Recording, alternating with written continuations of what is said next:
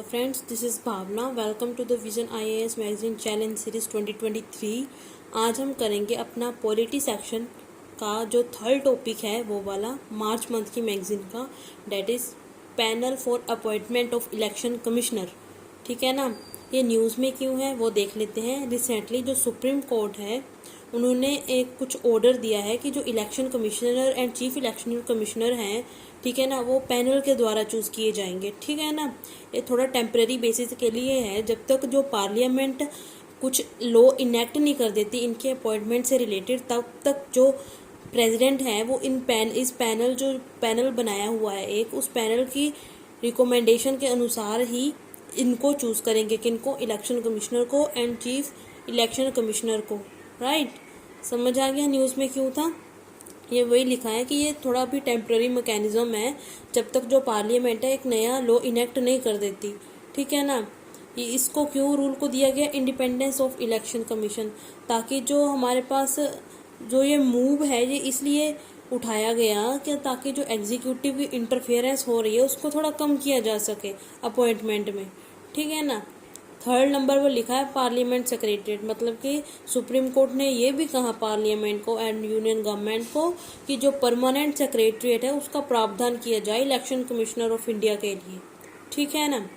अब देख लेते हैं कि जो पैनल है जो कि एडवाइस देगा या रिकमेंडेशंस देगा प्रेसिडेंट को अपॉइंटमेंट से रिलेटेड, उसमें कौन कौन से मेंबर्स होंगे। इसमें हमारे पास आएंगे prime minister, right, leader of opposition in the Lok Sabha. ठीक है ना। लीडर ऑफ ऑपोजिशन, लोकसभा की जो ऑपोजिशन पार्टी है उनके लीडर होंगे, चीफ जस्टिस ऑफ इंडिया, ये 3 मेंबर होंगे। ठीक है ना। This is the main thing that is useful for prelims and very important. Right. उसके बाद है हमारे पास panel in the selection process of other की बॉडीज। यहाँ पर कुछ हमारे पास बॉडीज दी गई हैं, उनकी जो सिलेक्शन प्रोसेस में किस तरह जो पैनल है और उसमें किस तरह के मेंबर है उनको बताया गया है। ठीक है ना। इलेक्ट जो है वो प्रेसिडेंट ही करता है, जो पर्टिकुलर हमारे पास बॉडीज होती है उनके चेयरमैन वगैरह को, लेकिन जो पैनल है वो ये काम करता है कि रिकमेंडेशन दे देता है। ठीक है ना, प्रेसिडेंट को। ओके, एडवाइस देता है ओके कि किस तरह से इलेक्ट किया जाए। अब हमारे पास पहली बॉडी बताई गई है यहाँ पे नेशनल ह्यूमन राइट कमीशन। ठीक है ना। इसमें हमारे पास जो है पैनल जो कि इस बॉडी के लिए एडवाइस करता है प्रेसिडेंट को। इस पैनल में हमारे पास कौन कौन से मेंबर आएंगे, इसमें हमारे पास आ जाता है prime minister, speaker of Lok Sabha, deputy chairman of Rajya Sabha, मतलब कि लोकसभा और राज्यसभा दोनों के ही मेंबर हैं, एक में स्पीकर है दूसरे में डिप्टी चेयरमैन है। ठीक है ना। Leader of opposition in both the houses of parliament, दोनों हाउसेज के ही ऑपोजिशन के लीडर हैं। ठीक है ना। उसके बाद एक होम मिनिस्टर है, ठीक है ना, द सेंट्रल होम मिनिस्टर। उसके बाद हमारे पास सेंट्रल इंफॉर्मेशन कमीशन। ठीक है ना। इसमें जो चीफ इंफॉर्मेशन कमीशन है और कमिश्नर है और जो हमारे पास इंफॉर्मेशन कमिश्नर है उनको सिलेक्ट करने के लिए यहाँ पर है हमारे पास पैनल में prime minister, leader of opposition इन लोकसभा। पीछे जो था नेशनल ह्यूमन राइट कमीशन में, उसमें हमारे पास जो था लोकसभा एंड राज्यसभा दोनों के लीडर्स थे ऑपोजिशन के, लेकिन यहाँ पर only the Lok Sabha leader of opposition. Okay.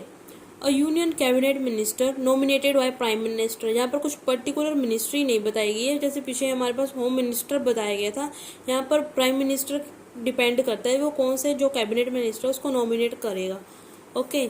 उसके बाद नेक्स्ट है हमारे पास सेंट्रल विजिलेंस कमीशन। इसमें आ जाती हैं हमारे पास prime minister, leader of opposition in the Lok Sabha, यहाँ पर भी लोकसभा ही है, और यूनियन कैबिनेट मिनिस्टर जैसा कि प्राइम मिनिस्टर नॉमिनेट करेंगे। ओके। सीबीआई में हमारे पास prime minister, leader of opposition in the Lok Sabha and the chief justice of India. Chief justice of India हमारे पास पहले इलेक्शन कमिश्नर वाले में थे, अब इसमें आए। ठीक है ना, सीबीआई में। उसके बाद है हमारे पास प्राइम मिनिस्टर।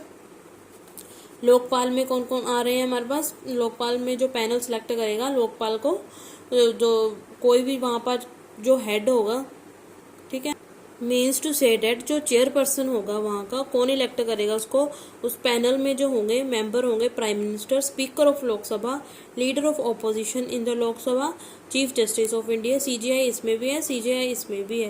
ठीक है ना। सीजीआई ऊपर भी था जो उसके लिए क्या नाम उनका, इलेक्शन कमिश्नर के लिए। An eminent jurist to be nominated by, एक एमिनेंट जूरिस्ट होंगे जो कि प्रेसिडेंट द्वारा नॉमिनेट किए जाएंगे। ओके, ये कुछ आपको चीज़ें याद रखनी है। This is very very very important for prelims. यहाँ से ही क्वेश्चन घुमाकर पूछ लेगा, बस इतना ही बोल देगा कि वो leader of opposition in Lok Sabha. अगर तो मान लो उसने नेशनल ह्यूमन राइट कमीशन में अगर अकेला लोकसभा लिख दिया तो वहीं पर ऑप्शन गलत हो जाएगा।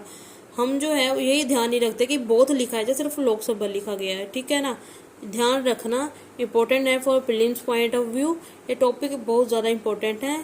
सो यही एंड करती हूँ इस टॉपिक को। मिलते हैं अपने अगले टॉपिक में। ये तो थर्ड टॉपिक था हमारा, ठीक है ना। इससे अगले में मिलते हैं। अब stay tune with me. Thank you. Like, subscribe and share. Have a nice day.